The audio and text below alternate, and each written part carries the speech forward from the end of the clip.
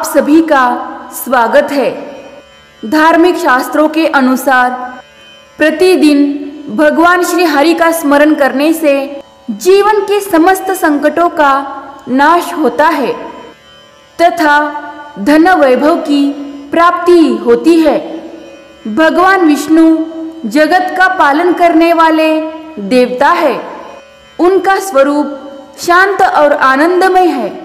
अगर प्रतिदिन कोई मंत्र न पढ़ सके तो कम से कम एकादशी और गुरुवार के दिन भगवान विष्णु का स्मरण कर मंत्र जाप करना या सुनना अत्यंत फलदायी होता है। प्रिय भक्तों, आज हम श्री हरि विष्णु का ऐसे मंत्र का जाप करने वाले हैं जिनका जाप कर धन, वैभव, सुख, समृद्धि तथा जीवन के अनेक कष्टों से मुक्ति पाई जाती है। प्रिय भक्तों, आज एकादशी के दिन इस मंत्र का पूरा 108 बार जाप सुने और लाभ ले। और इस वीडियो को लाइक, शेयर और सब्सक्राइब कर कमेंट में ओम नमो भगवते वासुदेवाय लिखे ताकि भगवान श्री हरि विष्णु की कृपा सदा आप पर बनी रहे। शांताकारं भुजगशयनं पद्मनाभं सुरेशं विश्वाधारं गगनसदृशं मेघवर्णं शुभांगं लक्ष्मीकान्तं कमलनयनं योगिभिर्ध्यानगम्यं वन्दे विष्णुं भवभयहरं सर्वलोकैकनाथं। शान्ताकारं भुजगशयनं पद्मनाभं सुरेशं विश्वाधारं गगनसदृशं मेघवर्णं शुभांगं लक्ष्मीकान्तं कमलनयनं योगिभिर्ध्यानगम्यं वन्दे विष्णुं भवभयहरं सर्वलोकैकनाथं। शान्ताकारं भुजगशयनं पद्मनाभं सुरेशं विश्वाधारं गगनसदृशं मेघवर्णं शुभांगं लक्ष्मीकान्तं कमलनयनं योगिभिर्ध्यानगम्यं वन्दे विष्णुं भवभयहरं सर्वलोकैकनाथं। शान्ताकारं भुजगशयनं पद्मनाभं सुरेशं विश्वाधारं गगनसदृशं मेघवर्णं शुभांगं लक्ष्मीकान्तं कमलनयनं योगिभिर्ध्यानगम्यं वन्दे विष्णुं भवभयहरं सर्वलोकैकनाथं। शान्ताकारं भुजगशयनं पद्मनाभं सुरेशं विश्वाधारं गगनसदृशं मेघवर्णं शुभांगं लक्ष्मीकान्तं कमलनयनं योगिभिर्ध्यानगम्यं वन्दे विष्णुं भवभयहरं सर्वलोकैकनाथं। शान्ताकारं भुजगशयनं पद्मनाभं सुरेशं विश्वाधारं गगनसदृशं मेघवर्णं शुभांगं लक्ष्मीकान्तं कमलनयनं योगिभिर्ध्यानगम्यं वन्दे विष्णुं भवभयहरं सर्वलोकैकनाथं। शान्ताकारं भुजगशयनं पद्मनाभं सुरेशं विश्वाधारं गगनसदृशं मेघवर्णं शुभांगं लक्ष्मीकान्तं कमलनयनं योगिभिर्ध्यानगम्यं वन्दे विष्णुं भवभयहरं सर्वलोकैकनाथं शान्ताकारं भुजगशयनं पद्मनाभं सुरेशं विश्वाधारं गगनसदृशं मेघवर्णं शुभांगं लक्ष्मीकान्तं कमलनयनं योगिभिर्ध्यानगम्यं वन्दे विष्णुं भवभयहरं सर्वलोकैकनाथं शान्ताकारं भुजगशयनं पद्मनाभं सुरेशं विश्वाधारं गगनसदृशं मेघवर्णं शुभांगं लक्ष्मीकान्तं कमलनयनं योगिभिर्ध्यानगम्यं वन्दे विष्णुं भवभयहरं सर्वलोकैकनाथं शान्ताकारं भुजगशयनं पद्मनाभं सुरेशं विश्वाधारं गगनसदृशं मेघवर्णं शुभांगं लक्ष्मीकान्तं कमलनयनं योगिभिर्ध्यानगम्यं वन्दे विष्णुं भवभयहरं सर्वलोकैकनाथं शान्ताकारं भुजगशयनं पद्मनाभं सुरेशं विश्वाधारं गगनसदृशं मेघवर्णं शुभांगं लक्ष्मीकान्तं कमलनयनं योगिभिर्ध्यानगम्यं वन्दे विष्णुं भवभयहरं सर्वलोकैकनाथं शान्ताकारं भुजगशयनं पद्मनाभं सुरेशं विश्वाधारं गगनसदृशं मेघवर्णं शुभांगं लक्ष्मीकान्तं कमलनयनं योगिभिर्ध्यानगम्यं वन्दे विष्णुं भवभयहरं सर्वलोकैकनाथं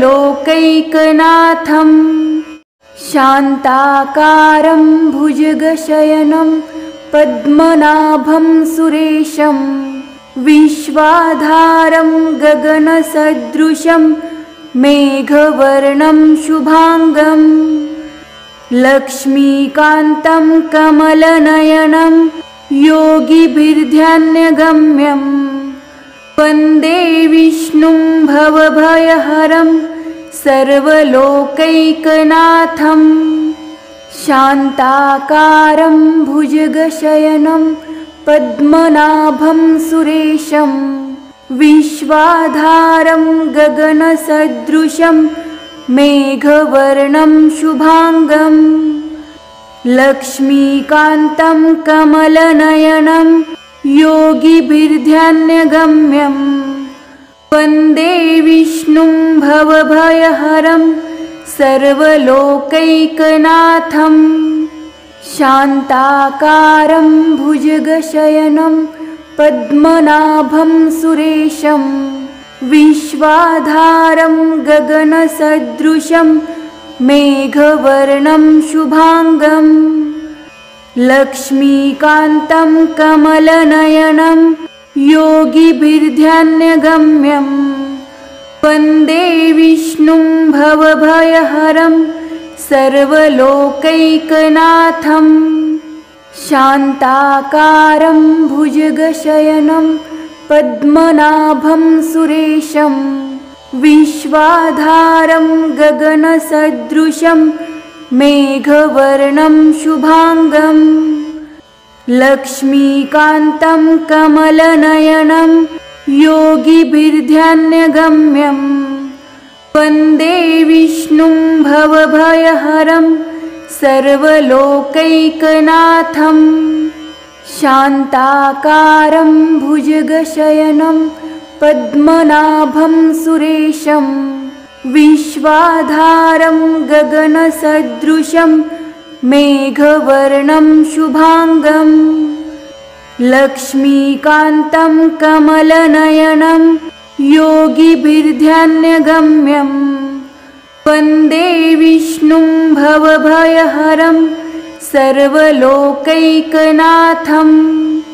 शान्ताकारं भुजगशयनं पद्मनाभं सुरेशं विश्वाधारं गगनसदृशं मेघवर्णं शुभांगं लक्ष्मीकान्तं कमलनयनं योगिभिर्ध्यानगम्यं वन्दे विष्णुं भवभयहरं सर्वलोकैकनाथं शान्ताकारं भुजगशयनं पद्मनाभं सुरेशं विश्वाधारं गगनसदृशं मेघवर्णं शुभांगं लक्ष्मीकान्तं कमलनयनं योगिभिर्ध्यानगम्यं वन्दे विष्णुं भवभयहरं सर्वलोकैकनाथं शान्ताकारं भुजगशयनं पद्मनाभं सुरेशं विश्वाधारं गगनसदृशं मेघवर्णं शुभांगं लक्ष्मीकान्तं कमलनयनं योगिभिर्ध्यानगम्यं वन्दे विष्णुं भवभयहरं सर्वलोकैकनाथं शान्ताकारं भुजगशयनं पद्मनाभं सुरेशं विश्वाधारं गगनसदृशं मेघवर्णं शुभांगं लक्ष्मीकान्तं कमलनयनं योगिभिर्ध्यानगम्यं वन्दे विष्णुं भवभयहरं सर्वलोकैकनाथं शान्ताकारं भुजगशयनं पद्मनाभं सुरेशं विश्वाधारं गगनसदृशं मेघवर्णं शुभांगं लक्ष्मीकान्तं कमलनयनं योगिभिर्ध्यानगम्यं वन्दे विष्णुं भवभयहरं सर्वलोकैकनाथं शान्ताकारं भुजगशयनं पद्मनाभं सुरेशं विश्वाधारं गगनसदृशं मेघवर्णं शुभांगं लक्ष्मीकान्तं कमलनयनं योगिभिर्ध्यानगम्यं वन्दे विष्णुं भवभयहरं सर्वलोकैकनाथं शान्ताकारं भुजगशयनं पद्मनाभं सुरेशं विश्वाधारं गगनसदृशं मेघवर्णं शुभांगं लक्ष्मीकान्तं कमलनयनं योगिभिर्ध्यानगम्यं वन्दे विष्णुं भवभयहरं सर्वलोकैकनाथं शान्ताकारं भुजगशयनं पद्मनाभं सुरेशं विश्वाधारं गगनसदृशं मेघवर्णं शुभांगं लक्ष्मीकान्तं कमलनयनं योगिभिर्ध्यानगम्यं वन्दे विष्णुं भवभयहरं सर्वलोकैकनाथं शान्ताकारं भुजगशयनं पद्मनाभं सुरेशं विश्वाधारं गगनसदृशं मेघवर्णं शुभांगं लक्ष्मीकान्तं कमलनयनं योगिभिर्ध्यानगम्यं वन्दे विष्णुं भवभयहरं सर्वलोकैकनाथं शान्ताकारं भुजगशयनं पद्मनाभं सुरेशं विश्वाधारं गगनसदृशं मेघवर्णं शुभांगं लक्ष्मीकान्तं कमलनयनं योगिभिर्ध्यानगम्यं वन्दे विष्णुं भवभयहरं सर्वलोकैकनाथं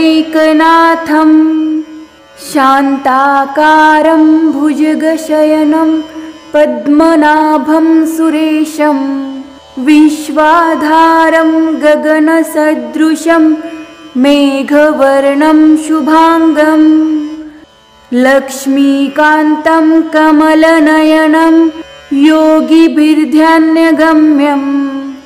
वन्दे विष्णुं भवभयहरं सर्वलोकैकनाथं शान्ताकारं भुजगशयनं पद्मनाभं सुरेशं विश्वाधारं गगनसदृशं मेघवर्णं शुभांगं लक्ष्मीकान्तं कमलनयनं योगिभिर्ध्यानगम्यं वन्दे विष्णुं भवभयहरं सर्वलोकैकनाथं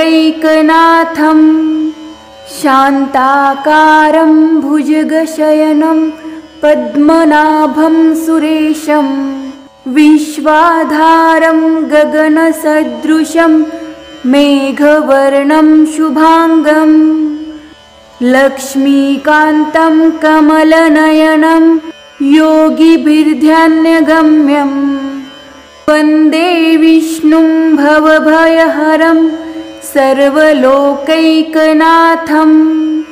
शान्ताकारं भुजगशयनं पद्मनाभं सुरेशं विश्वाधारं गगनसदृशं मेघवर्णं शुभांगं लक्ष्मीकान्तं कमलनयनं योगिभिर्ध्यानगम्यं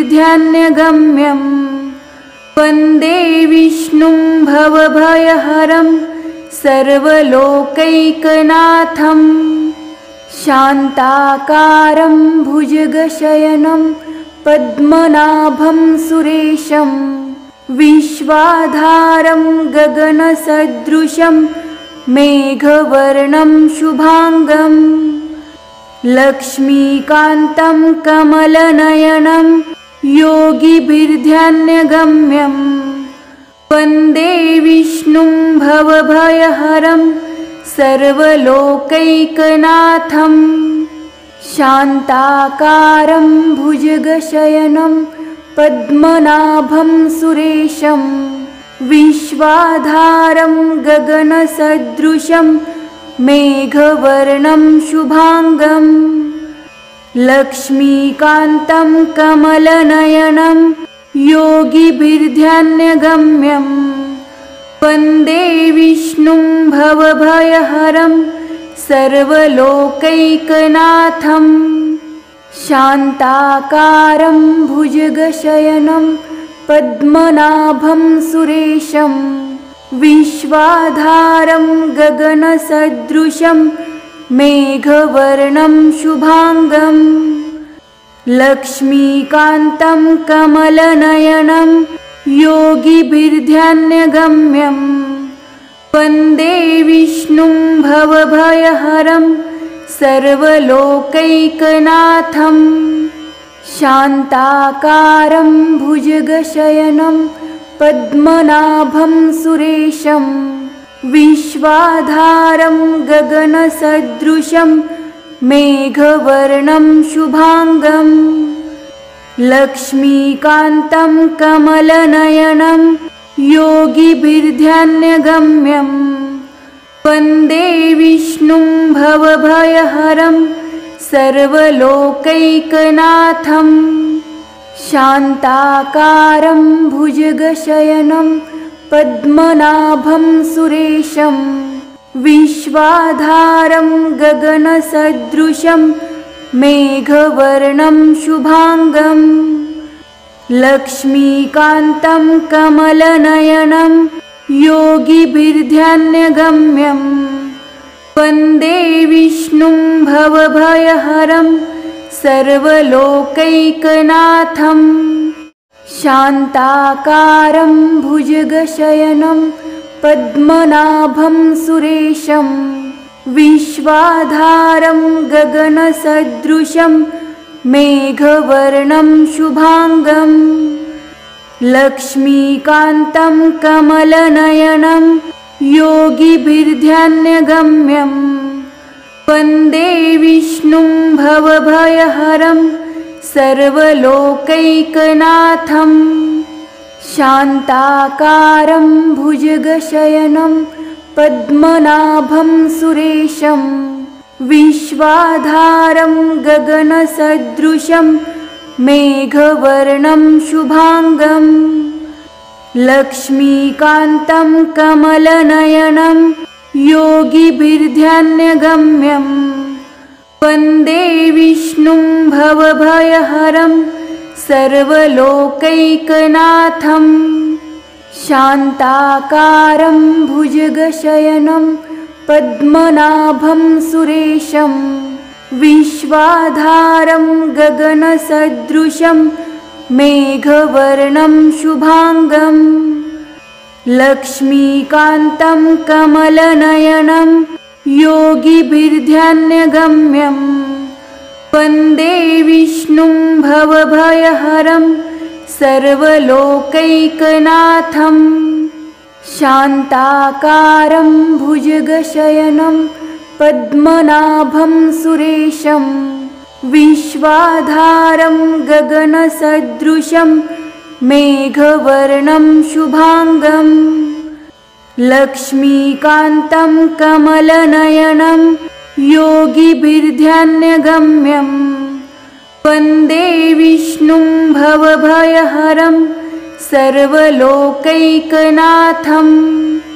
शान्ताकारं भुजगशयनं पद्मनाभं सुरेशं विश्वाधारं गगनसदृशं मेघवर्णं शुभांगं लक्ष्मीकान्तं कमलनयनं योगिभिर्ध्यानगम्यं वन्दे विष्णुं भवभयहरं सर्वलोकैकनाथं शान्ताकारं भुजगशयनं पद्मनाभं सुरेशं विश्वाधारं गगनसदृशं मेघवर्णं शुभांगं लक्ष्मीकान्तं कमलनयनं योगिभिर्ध्यानगम्यं वन्दे विष्णुं भवभयहरं सर्वलोकैकनाथं शान्ताकारं भुजगशयनं पद्मनाभं सुरेशं विश्वाधारं गगनसदृशं मेघवर्णं शुभांगं लक्ष्मीकान्तं कमलनयनं योगिभिर्ध्यानगम्यं वन्दे विष्णुं भवभयहरं सर्वलोकैकनाथं शान्ताकारं भुजगशयनं पद्मनाभं सुरेशं विश्वाधारं गगनसदृशं मेघवर्णं शुभांगं लक्ष्मीकान्तं कमलनयनं योगिभिर्ध्यानगम्यं वन्दे विष्णुं भवभयहरं सर्वलोकैकनाथं शान्ताकारं भुजगशयनं पद्मनाभं सुरेशं विश्वाधारं गगनसदृशं मेघवर्णं शुभांगं लक्ष्मीकान्तं कमलनयनं योगिभिर्ध्यानगम्यं वन्दे विष्णुं भवभयहरं सर्वलोकैकनाथं शान्ताकारं भुजगशयनं पद्मनाभं सुरेशं विश्वाधारं गगनसदृशं मेघवर्णं शुभांगं लक्ष्मीकान्तं कमलनयनं योगिभिर्ध्यानगम्यं वन्दे विष्णुं भवभयहरं सर्वलोकैकनाथं शान्ताकारं भुजगशयनं पद्मनाभं सुरेशं विश्वाधारं गगनसदृशं मेघवर्णं शुभांगं लक्ष्मीकान्तं कमलनयनं योगिभिर्ध्यानगम्यं वन्दे विष्णुं भवभयहरं सर्वलोकैकनाथं शान्ताकारं भुजगशयनं पद्मनाभं सुरेशं विश्वाधारं गगनसदृशं मेघवर्णं शुभांगं लक्ष्मीकान्तं कमलनयनं योगिभिर्ध्यानगम्यं वन्दे विष्णुं भवभयहरं सर्वलोकैकनाथं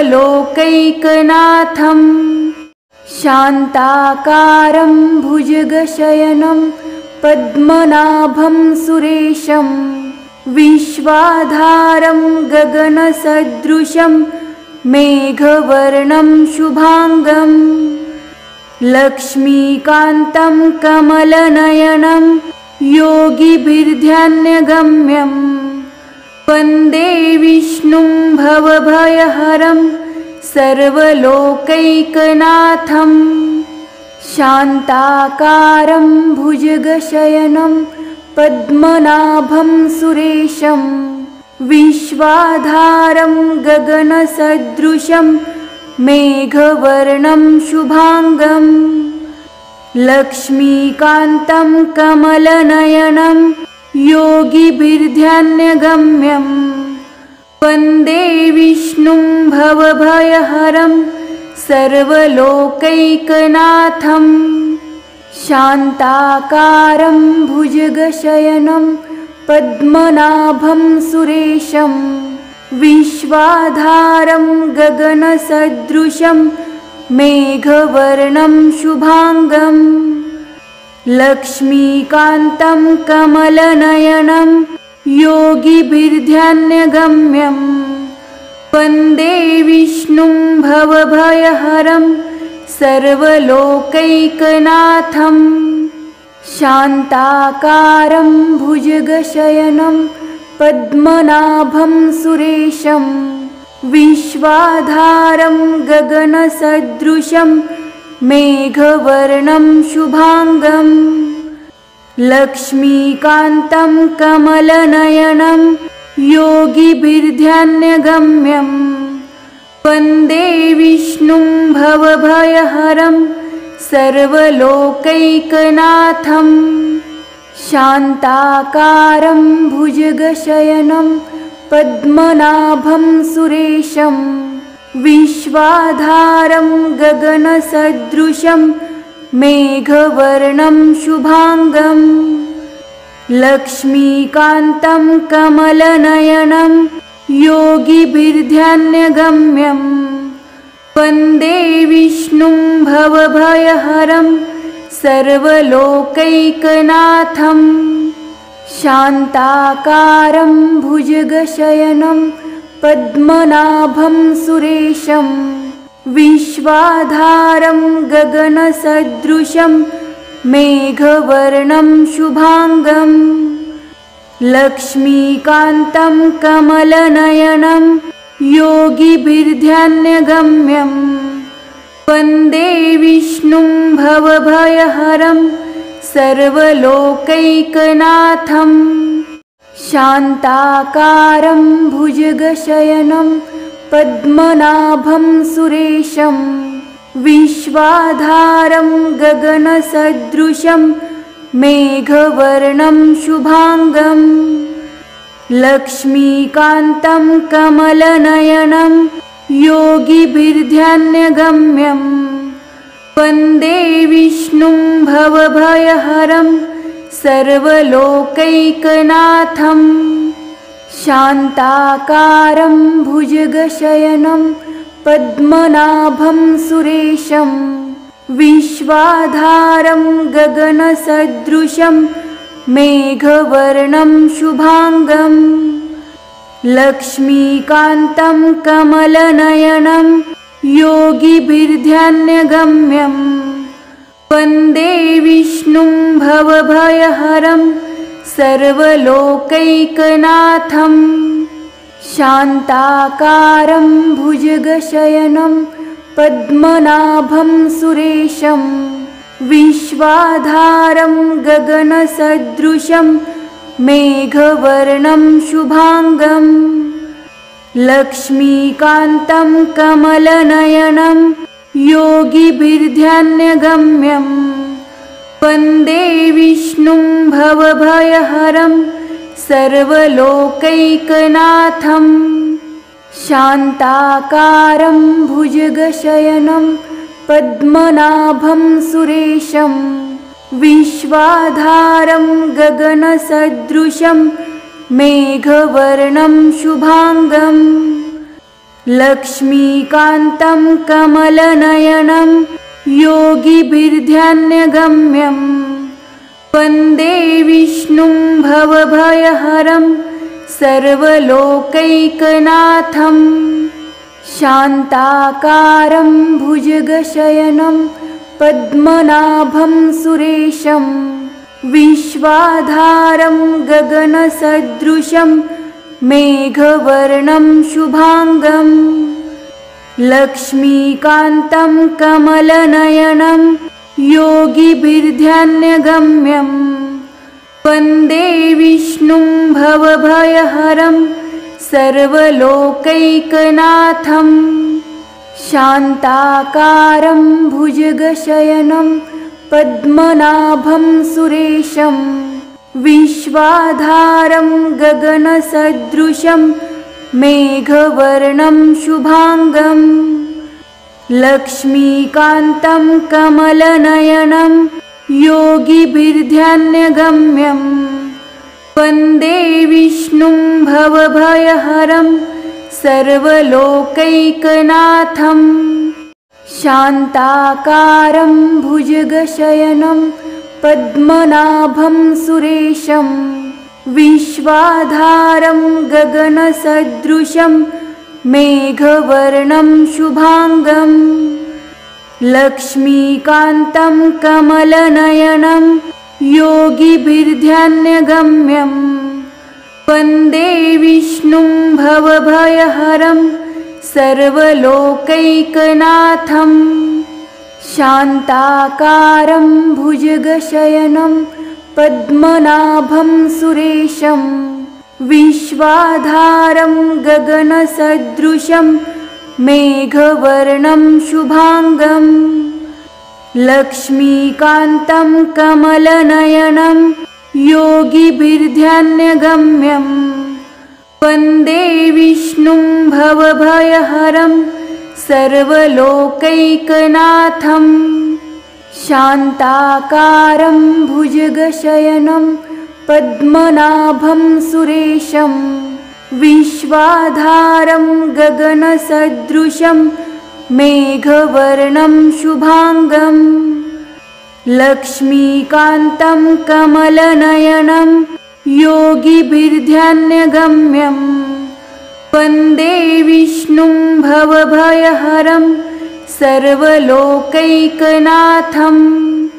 शान्ताकारं भुजगशयनं पद्मनाभं सुरेशं विश्वाधारं गगनसदृशं मेघवर्णं शुभांगं लक्ष्मीकान्तं कमलनयनं योगिभिर्ध्यानगम्यं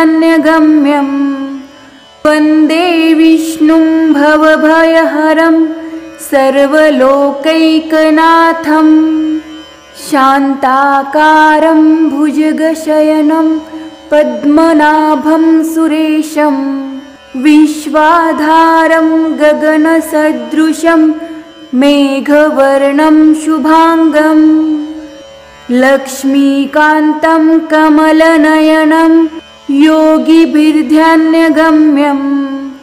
वन्दे विष्णुं भवभयहरं सर्वलोकैकनाथं।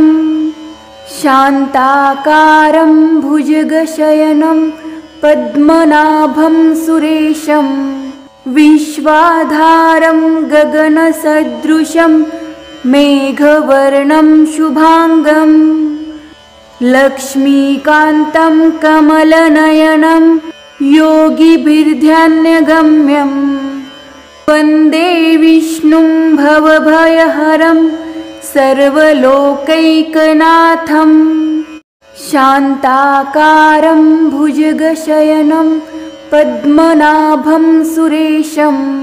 विश्वाधारं गगनसदृशं मेघवर्णं शुभांगं। लक्ष्मीकान्तं कमलनयनं योगिभिर्ध्यानगम्यं।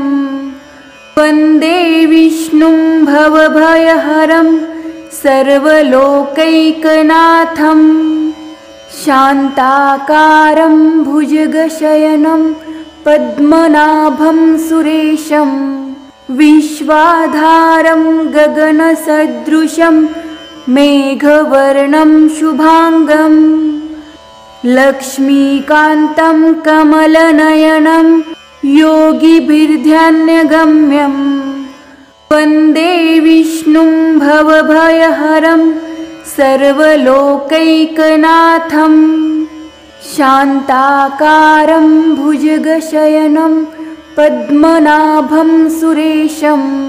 विश्वाधारं गगनसदृशं मेघवर्णं शुभांगं। लक्ष्मीकान्तं कमलनयनं योगिभिर्ध्यानगम्यं। वन्दे विष्णुं भवभयहरं सर्वलोकैकनाथं। शान्ताकारं भुजगशयनं पद्मनाभं सुरेशं। विश्वाधारं गगनसदृशं मेघवर्णं शुभांगं। लक्ष्मीकान्तं कमलनयनं योगिभिर्ध्यानगम्यं। वन्दे विष्णुं भवभयहरं सर्वलोकैकनाथं। शान्ताकारं भुजगशयनं पद्मनाभं सुरेशं। विश्वाधारं गगनसदृशं मेघवर्णं शुभांगं। लक्ष्मीकान्तं कमलनयनं योगिभिर्ध्यानगम्यं। वन्दे विष्णुं भवभयहरं सर्वलोकैकनाथं। शान्ताकारं भुजगशयनं पद्मनाभं सुरेशं। विश्वाधारं गगनसदृशं मेघवर्णं शुभांगं। लक्ष्मीकान्तं कमलनयनं योगिभिर्ध्यानगम्यं। वन्दे विष्णुं भवभयहरं सर्वलोकैकनाथं।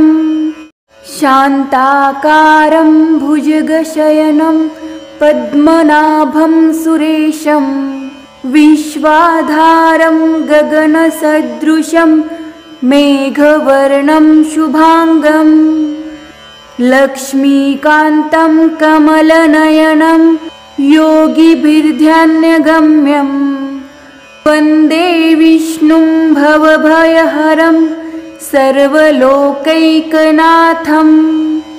शान्ताकारं भुजगशयनं पद्मनाभं सुरेशं। विश्वाधारं गगनसदृशं मेघवर्णं शुभांगं। लक्ष्मीकान्तं कमलनयनं योगिभिर्ध्यानगम्यं।